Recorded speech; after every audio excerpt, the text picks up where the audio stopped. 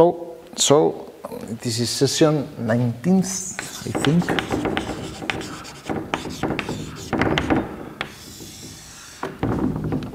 And as the next objective of this course will be to provide a proof of to speak a little bit and to give more or less a proof of the prime number theorem. So first of all, I want to introduce some functions that are useful in not only for this theorem but for many branches in mathematics.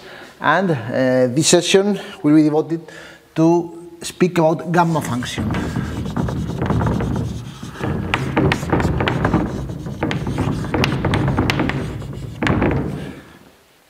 And this is one of the best known functions, let's say, which are named special functions, are called special functions, and it has many applications in a lot of branches. So we will introduce this gamma function using some of the previous tools we have previously stated in previous lectures. The usual definition of gamma function is the following, at least for real values of x, but for some complex values also. It is usually defined like this.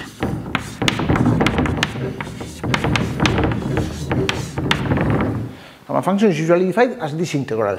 Okay, for some values, for the values of z, for which this integral is convergent. Which are those values?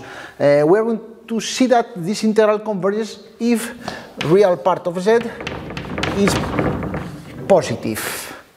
In fact, we can split this integral in two integrals like this, 0, 1 plus 1 to infinity,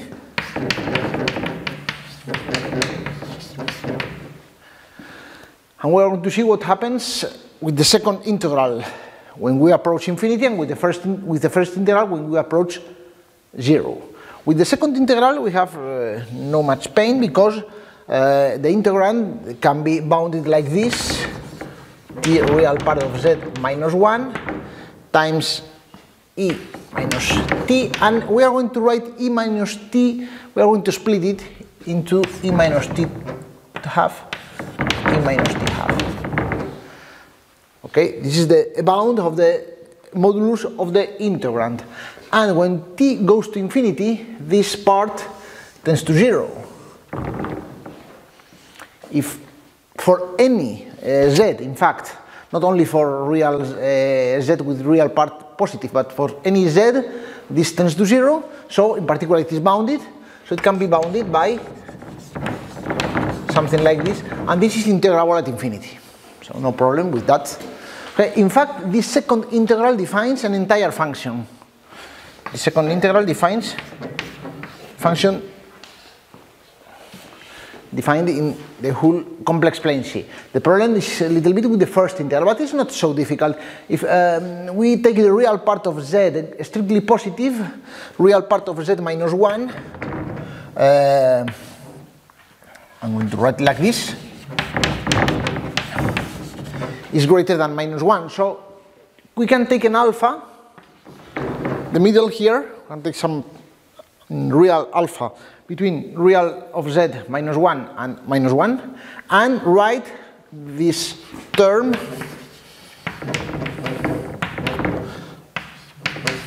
as t alpha, t real part of z minus 1 minus alpha, e minus t. It's not so difficult to write like this.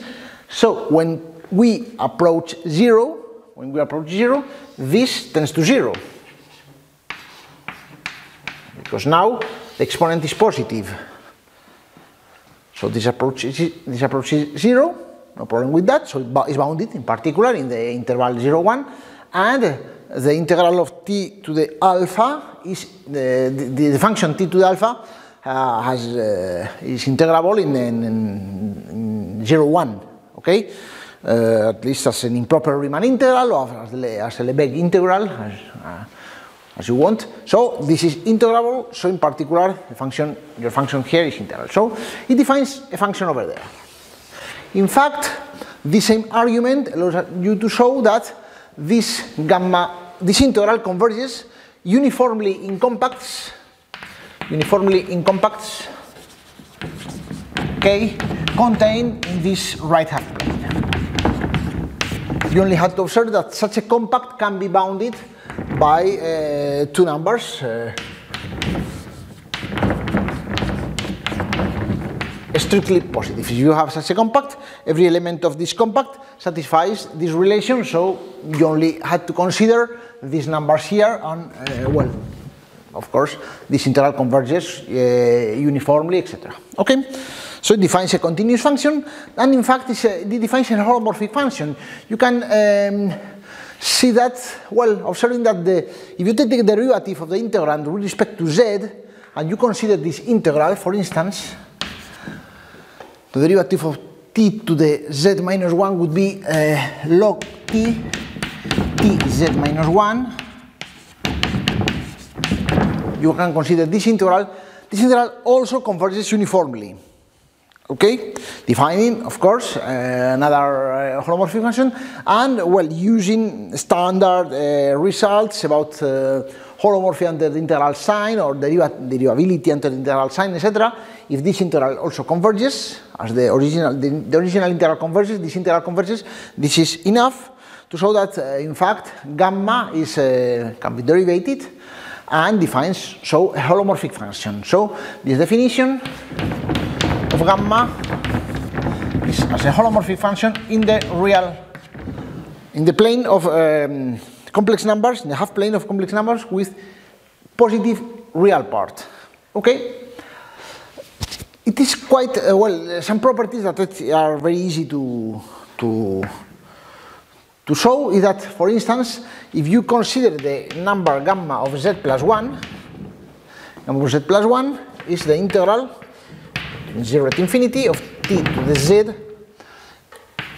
minus t dt. And if you take path integration by parts, you call it u, I think, you call it v, and you make the usual integration by parts formula here. Okay, so this would be u between 0 at infinity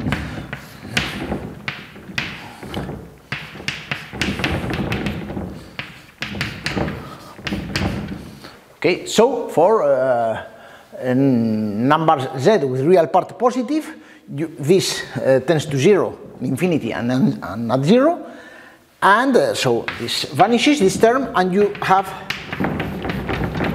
z gamma z. Okay, so gamma of z plus 1 is equal to z gamma z. And, well, it is trivial to verify that gamma 1 is 1. So in particular, you obtain, the first result is that gamma n plus 1 is n factorial. Okay, so gamma is a function which interpolates the factorial sequence. Okay? Okay. Some other interesting properties. Well, this, in fact, this property that gamma z plus 1 equal to z gamma z could be iterated.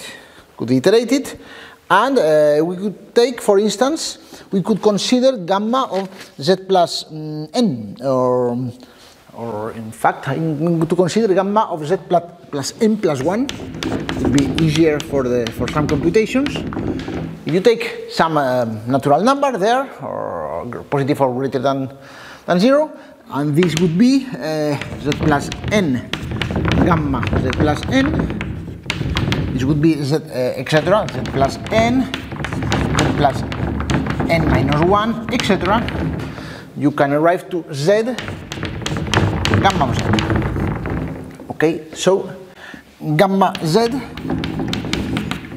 is equal to gamma z plus n plus 1 divided by z plus 1, z plus n. Okay? And this is going to allow us to continue our function gamma. For instance, define a function like this, called, for instance, this expression, call it gamma sub n of z. Okay? If you take this function here, this is defined where it is defined. It is defined where the real part of this term is strictly positive. So where real part of z is greater than minus n plus 1. So this function on the right term, on the right, instead of being defined here, you have here the point. So it is defined in this half plane, bigger than the previous one. Okay, so you can define the function here, which is meromorphic. Function here, which is meromorphic because it is a quotient of this function, which is holomorphic, and these terms. So this function gamma sub n is a meromorphic function in this right half plane, which agrees with gamma of z when real part of z is positive. So by the identity principle for holomorphic functions, these two functions are the same. So this function is an analytic continuation of this function, in fact, here. So this formula allows us to analytically continue the function to this greater half plane. And in fact, as n can be chosen arbitrarily, we can continue this function to the whole plane, the whole complex plane. As a meromorphic function, having poles in this point here, so in 0 and the negative entire numbers. In fact, in the number at minus n, if you consider the number minus n, at minus n, you have there a simple pole, and which is the residue? Which is the residue of the gamma function at the point minus n. The residue is the following. You can, as it's a simple pole, you can multiply this expression by z minus n, z plus n, sorry, and take the limit of this expression when z tends to minus n. Okay? And, well, you remove this term here, and when z tends to minus n, you have, in the numerator, you have gamma of 1, so 1, so this tends to 1, over minus n plus 1, etc., minus 1, so minus 1 to the n, you have, in fact, minus 1 to the n factorial, when z tends to minus n. So, gamma function is can be continued to the whole complex plane as a meromorphic function having poles at the negative integers,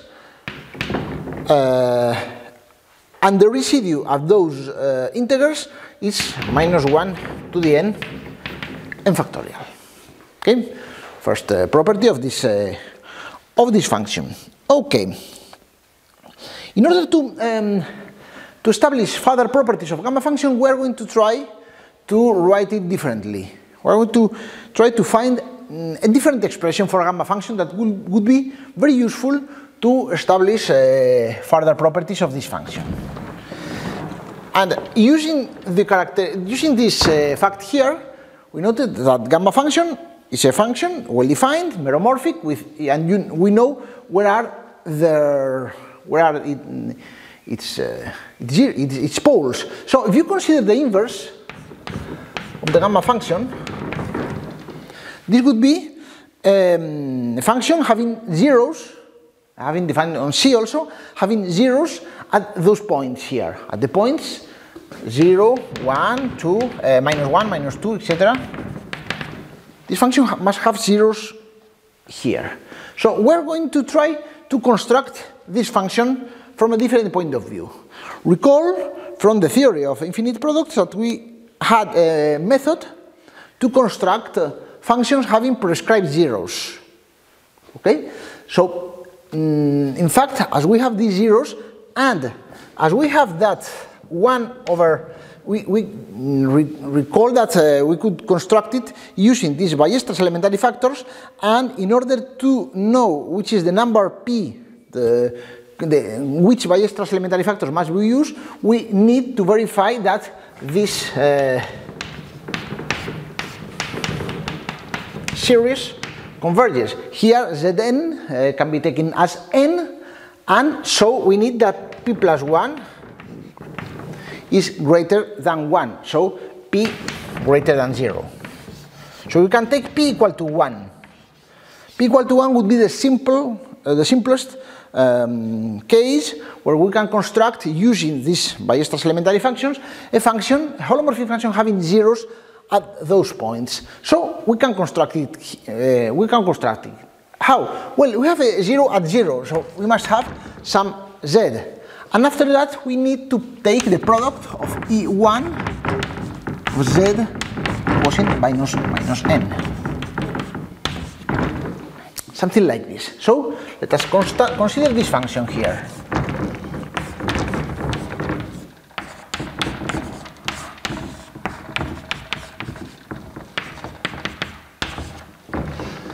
So let us consider this function. This is a function having zeros at exactly these points. So at the same points where 1 over gamma must have zeros. Call this function h, for instance.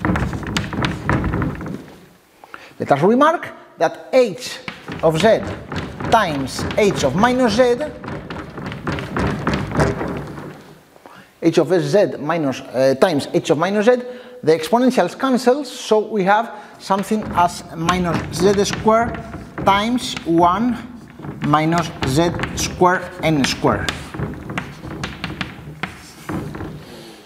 Okay, and this term turns out to be equal to minus z over pi times sinus of pi z.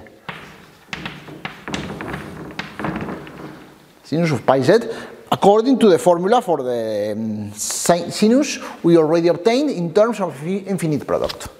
So we keep in mind this formula here. Okay, so we consider this function defined like this. We're going to work a little bit with this function. First of all, well, perhaps this is not the correct function, of course. Perhaps, in general, we need perhaps to multiply by some exponential. We know that if you have two functions having the one function, we know the zeros, we construct a function using Weierstrass elementary factor having the same zeros.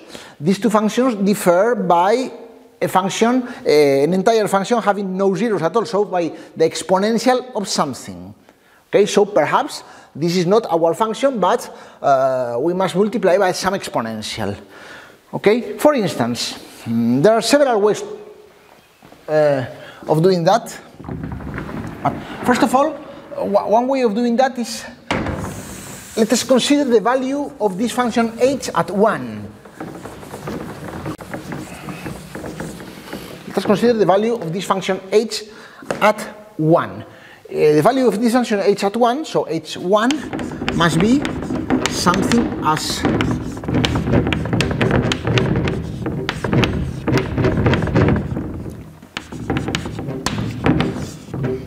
something like this. Let us try to evaluate, to compute this product. To compute this product, we are going to take the logarithm. The logarithm of the product is the sum of the logarithms. So consider a finite product here. So consider the product up to some, let's say, big N here, and consider the logarithm of this expression. So consider this sum to big N of logarithm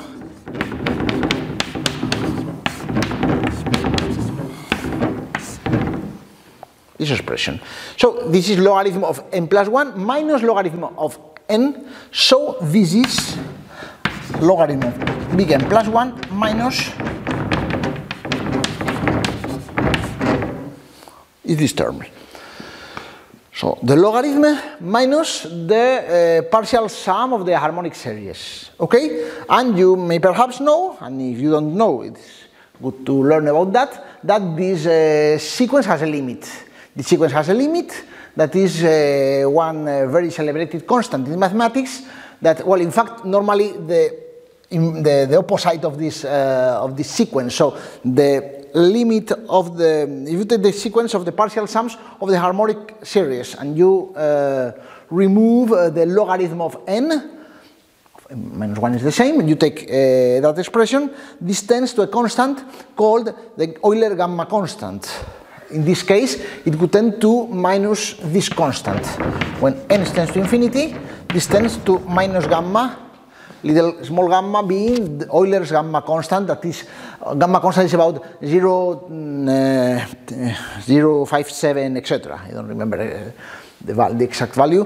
By the way, this is a very elusive constant in mathematics, so up to date it is not even known if it's rational or not, this constant. Almost anything is known about this constant, in fact. Of course, everyone conjectures that is not only irrational but transcendental, but it is not known today if it is even rational or irrational, this constant. Okay? So h of 1 must be, so e to the minus gamma exponential of minus gamma. And we want that h of 1, if we want to have the function 1 over gamma here, 1 over gamma 1 must be 1, so we're going to multiply that for something that removes this value. So we're going to consider the following function here.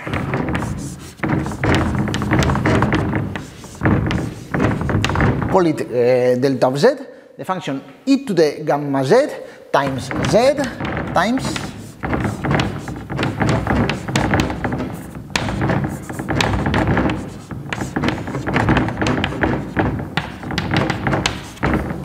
to consider this function.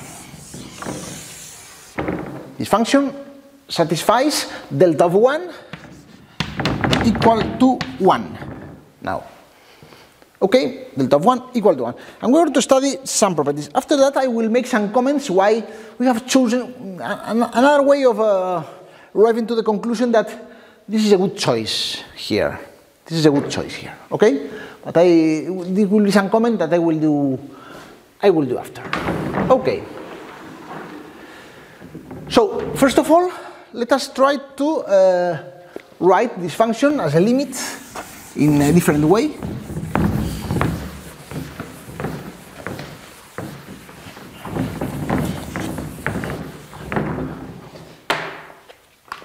If you take a partial product there, if you take a partial product in the expression defining delta of z, we have something that's z, gamma z, and the partial product would be something as, well, let's say 1 plus z n plus z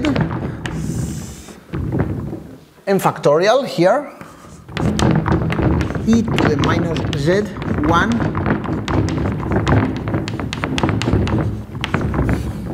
this would be the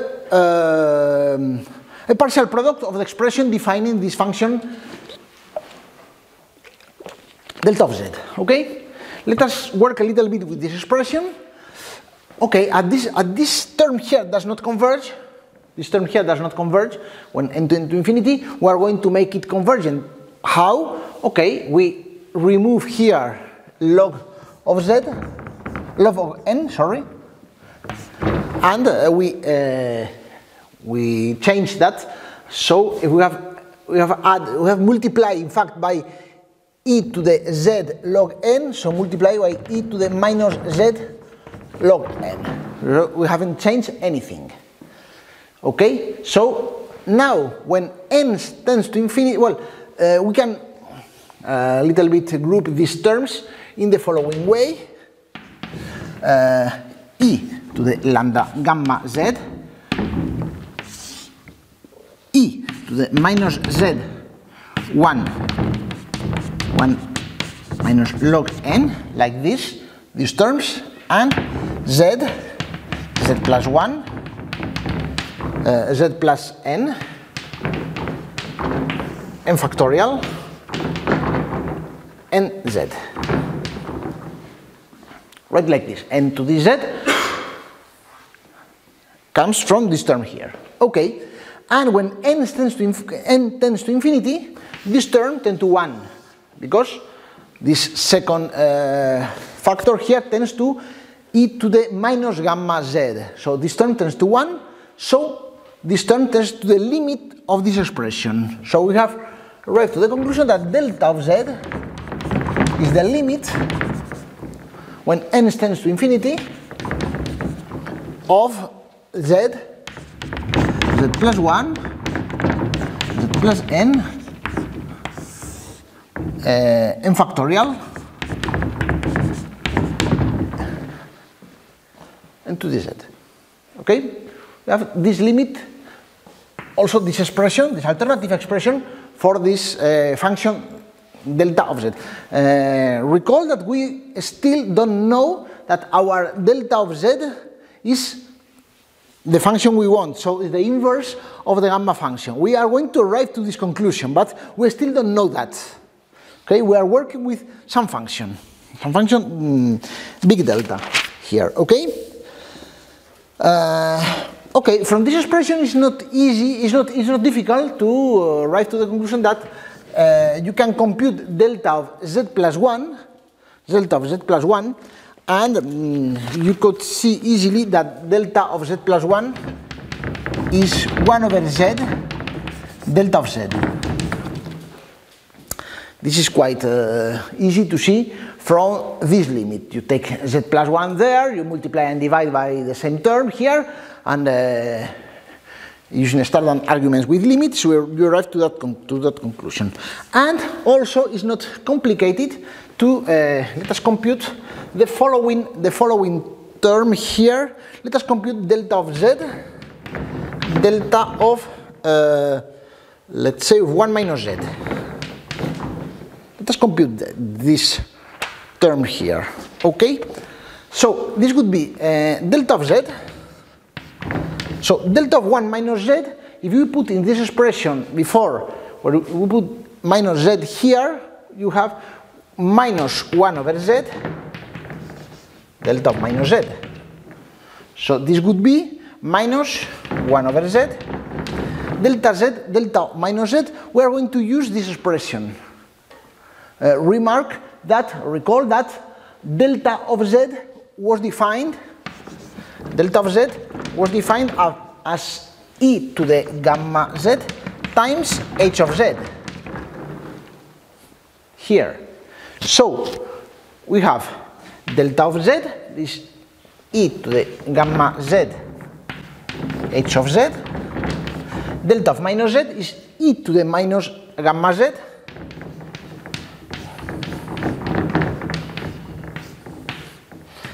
and this product is minus z over pi sinus of pi z, so we have minus of sinus with the minus with this minus disappear, sinus of pi z divided by pi. Okay, you have this formula of delta z times delta of 1 minus z. Okay. These are two formulas. So now we're going to define the function like this. Okay, take this function delta, big delta, defined in this way. Okay, and let us define let us define a function as the inverse of this function here. So imagine we don't know anything about gamma function. We haven't still defined gamma function. So let us define gamma function as 1 over delta z. Okay? So with the definition we know several things. We know that gamma is a meromorphic function having simple poles at the 0 and the negative numbers. And with this expression here, you know that what happens with del gamma of z plus 1. Using this expression, we know that this would be 1 z plus 1, so this is z1. So we have this relation, okay? I write it here.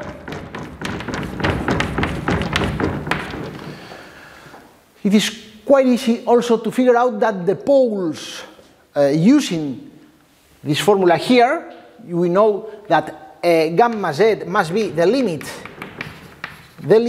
of n factorial and z here, z plus 1, z plus n. So from this expression it's easy to figure out which are the residues of at the poles. We can multiply by z plus n this expression, so we remove one term here and we take the limit. We take the limit here, so finally we arrive to the fact that the residues of this function we have just construct are what we know, what we want. We got this number to be the residues of the functions, okay?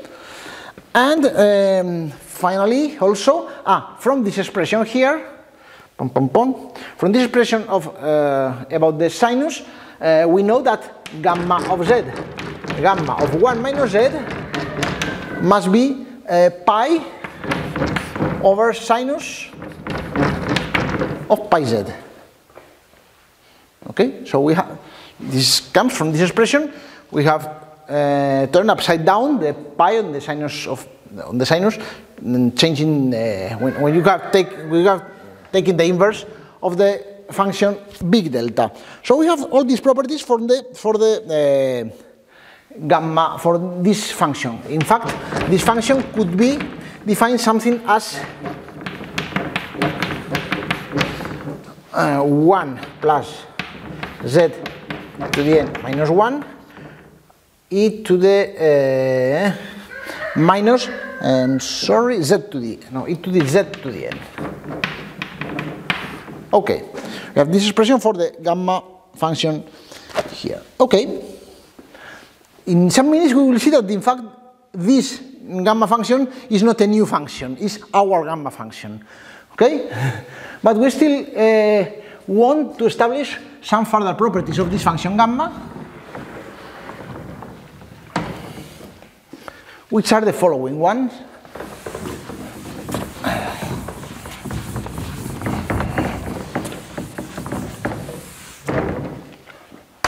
From the expression of gamma as of this function as a product, here we can deduce what is gamma prime over gamma. We can take the logarithmic derivative of this function. Recall that the infinite product converges uniformly. The logarithmic derivative can be taken as the sum of the logarithmic derivatives here. So it must be something as minus gamma minus 1 over z plus, well, some expression that I'm going to copy from here in order not to make mistakes. Sum from 1n. Okay, we have some an expression like this for the logarithmic derivative of the gamma function. Okay, if you take again the derivative of this expression, so this is this would be the derivative of the logarithm. If you take again the derivative of this expression,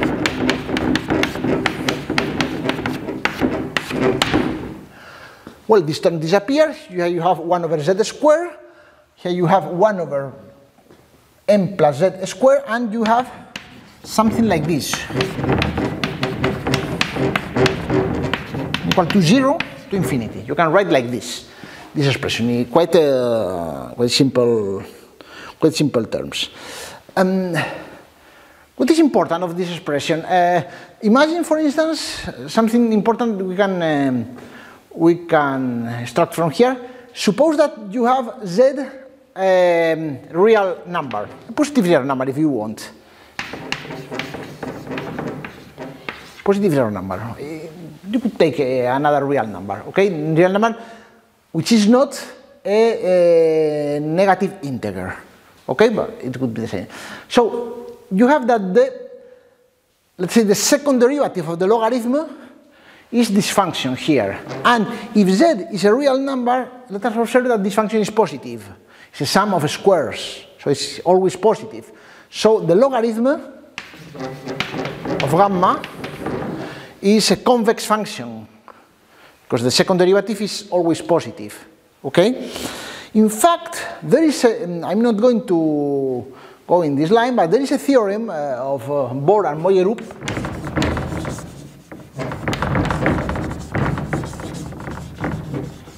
that says the following. Assume you have a function defined over the real numbers, of the positive real numbers, a function f, as, such that f of 1 is 1, f of 1 is 1, f of n plus 1 is a continuous function, let's say, continuous function having this property, and such the logarithm of this function is convex. As you have a function verifying these three properties, then f is the gamma function,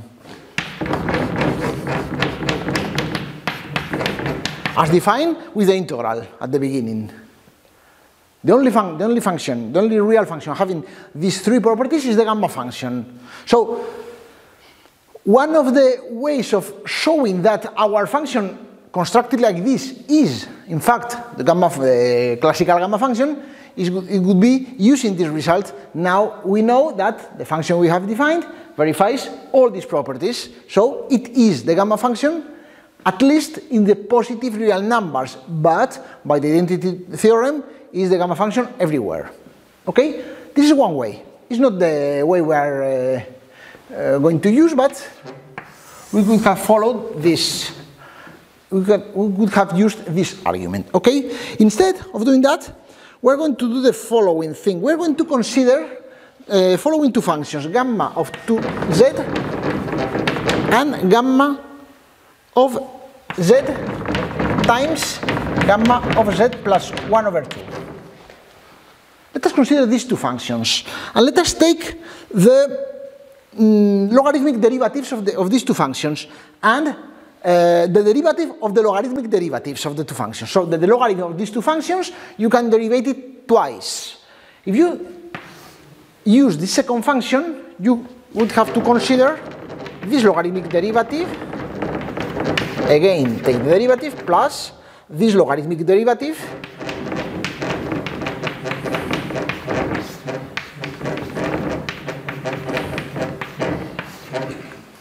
okay? The derivative. So I take the second derivative of the logarithmic derivative of the second function. Using the previous expression for the logarithmic derivative, you arrive, working a little bit, to the result that this is in fact 4 times 1 over 2z plus n to the square from n equal to 0 to infinity. Using this expression here. Okay? And working a little bit. And if you do the same with this function, gamma of 2z, you take the second derivative of the logarithmic derivative, you arrive almost to the same conclusion. You arrive almost to this function, so in fact you arrive that this is twice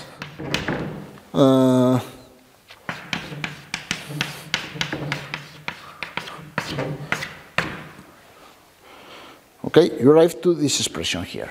Okay, what conclusion can you extract from this? You can extract the following. So this, okay, if you have two functions that have, let's say, the same derivative, they differ from in a constant. So you know that gamma prime of z over gamma of z plus gamma prime of z plus 1/2 over gamma of z plus 1/2 is 2 times gamma prime of 2z gamma of 2z plus a constant a, some constant, as these two functions have the same derivative. Okay, so the logarithm, again integrating this expression, we arrive to the fact that the logarithm of gamma of z plus the logarithm of gamma z plus 1/2 is 2 times the logarithm of, no, it's 2 times, it's the logarithm of gamma of 2z. You have to use here the chain rule, and you remove these 2, plus, we're going to something like this. Z plus perhaps another constant b, okay?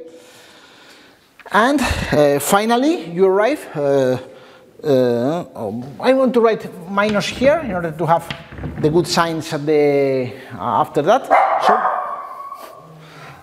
So we know that gamma of 2z is equal to gamma, e to the az plus b, gamma z, gamma z plus 1 over 2. Okay, so there is an expression which relates the value of gamma z with the value of gamma 2z, if we know which are the values of a and b here. How can we obtain these values? Well, to obtain these values, we can give some values here. For instance, from the expression there about this formula of the complements related with the sinus, if we, in that formula, you replace z by 1 over 2, you obtain that 1 over 2 squared is pi over sinus of pi over 2, so it's equal to pi.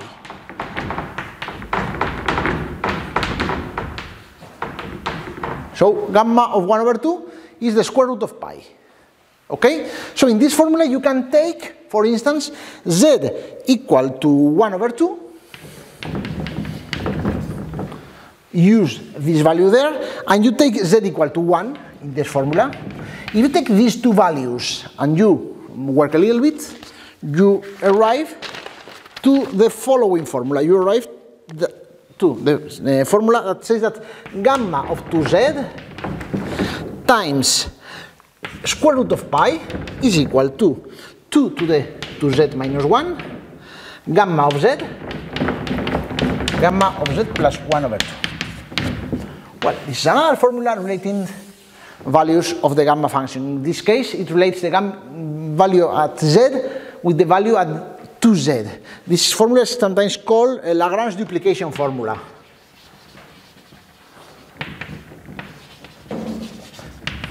There are more complicated formulas, let's say, relating the values of gamma mz, or using the values of gamma z plus 1 over m, things like this, but I'm not going to enter into these details. Finally, in order to finish this exposition of the main properties of the function, of the gamma function, we're going to say how can we deduce that the function we have, this function just constructed, is in fact gamma function. Okay, it's in fact the gamma function. In order to do that, well, there are several arguments. One argument is, as I told before, using this Bohr-Moyerup theorem, but it can be done differently. For instance,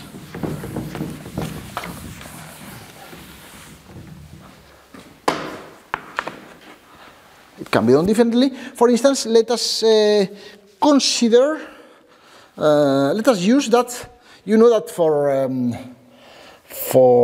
you know that e minus t, you take a t real number, this is the limit of 1 minus t. We're going to use this fact, and we can consider if x is a real number greater than 1. Let us consider the following sequence of functions. Fn of t equal to tx minus 1, 1 to the n, if t is 0n, and 0, t is greater than n. Let us consider this sequence, okay? This sequence of functions, of real functions. It is not hard to see by standard computations using real analysis that this is an increasing sequence of functions.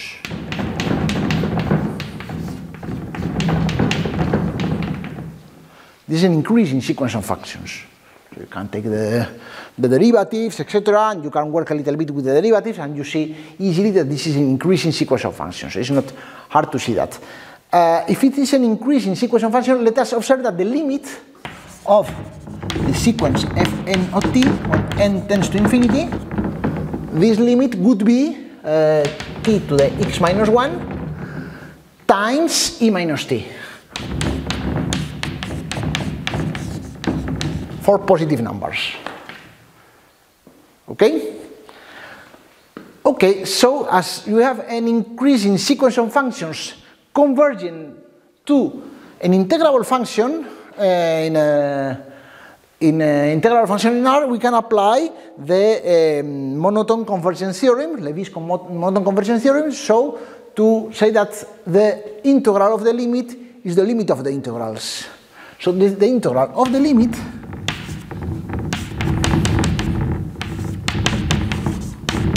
would be the limit of the integrals.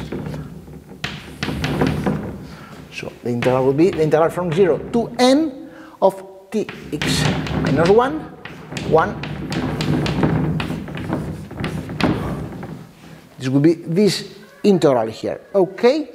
And well, this integral here, you can make some change of variables, t to the n, call it s, t to the n, call it s. So in this integral here, you have something like integral from 0 to 1.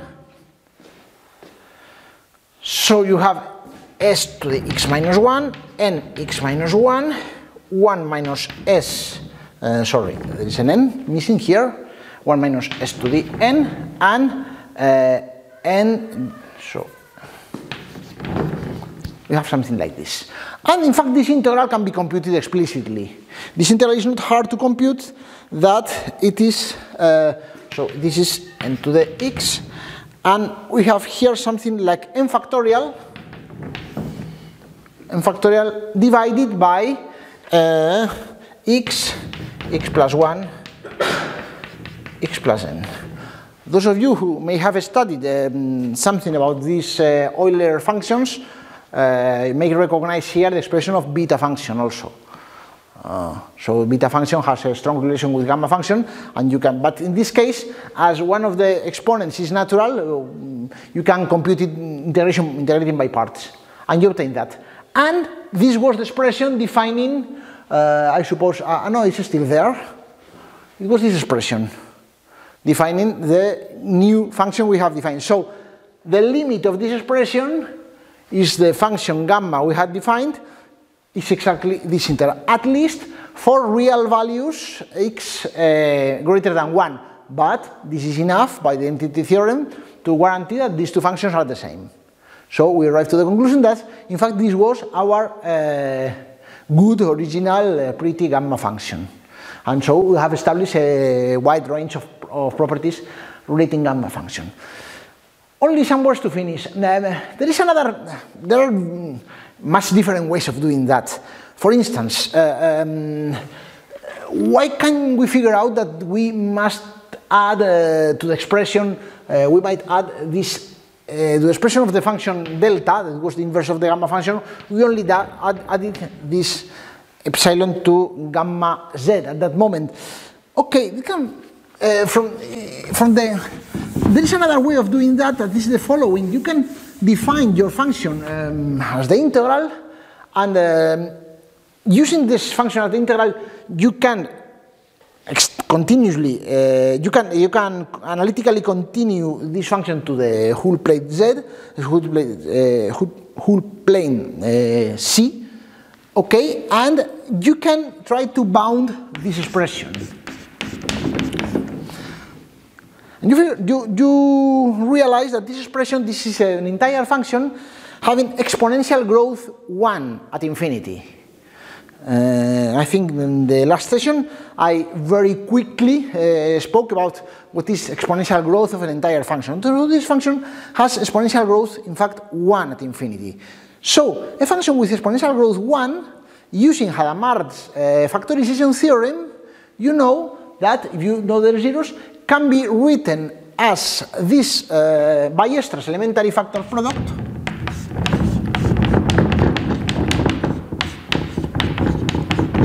would be written like this, times a function here, and Hadamard factorization theorem tells us that, well, in fact, you can take p equal to 1 here, okay, we know that, and we can take this as a polynomial of degree at most 1.